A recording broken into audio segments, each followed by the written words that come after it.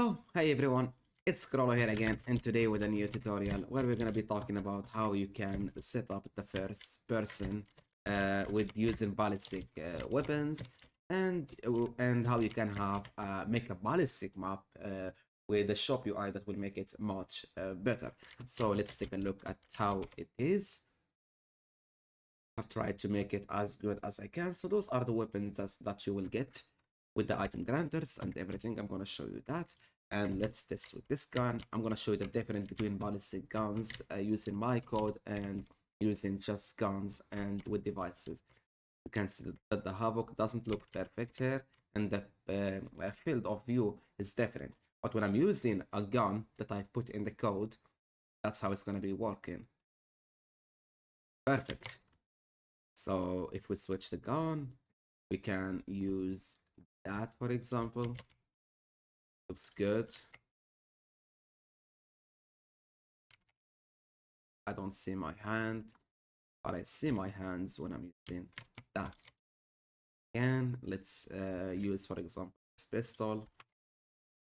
I don't see my hand, but I can see my hand here. So that's how it is. Good. I will show you how I do activate it. You can activate it either on game starts or by when letting a player interact with it. So for me here, a player have to the shot on the trigger to activate that. And let me show you inside UEFN what are the needed devices. So we just need one first person device in a class. I name it 105. Then we need a camera orbit in a class 105. You can have whatever class number you want. And then we need item granters, triggers, item removers, and conditional buttons.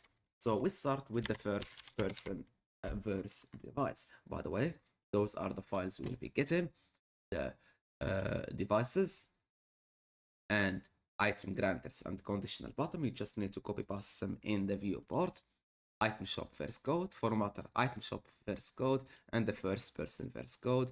And those are the picture that you will need to upload in a folder named item shop. Make sure it is item shop. Now we take a look at the verse we have. We will need item detector of conditional buttons that have the items we are granting in the item shop. Then we will need the two devices, which is first person camera, orbit camera. You will be getting them with the settings in when you bought it in our Patreon. By the way, the link is in the description. Here it is. It costs $50 for both item shop and the first person. Then if we take a look at the shop, it is not that much hard. You just need to come here and have a trigger and a conditional bottom that will have a gold. Then you will need to create one array tab.